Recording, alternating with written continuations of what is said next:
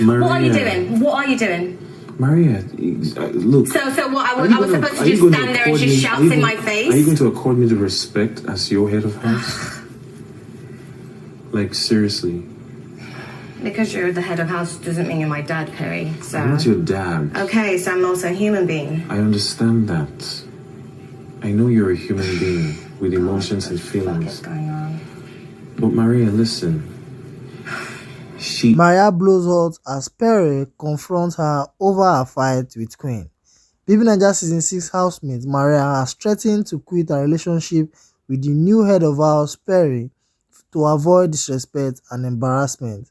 She made this known while having a conversation with Perry that she is going to tell the other housemate that she no longer wants to be tagged as his love interest.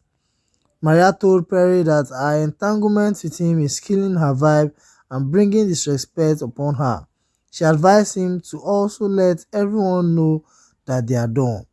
Her decision came after she got insulted by new housemate Queen during a heated altercation. According to Maria's version, Queen met her discussing with KV and demanded her attention. Maria claimed that Queen, who came to the house just a few days ago, wasn't polite enough when she spoke to her, and she walked away. That was how the argument started.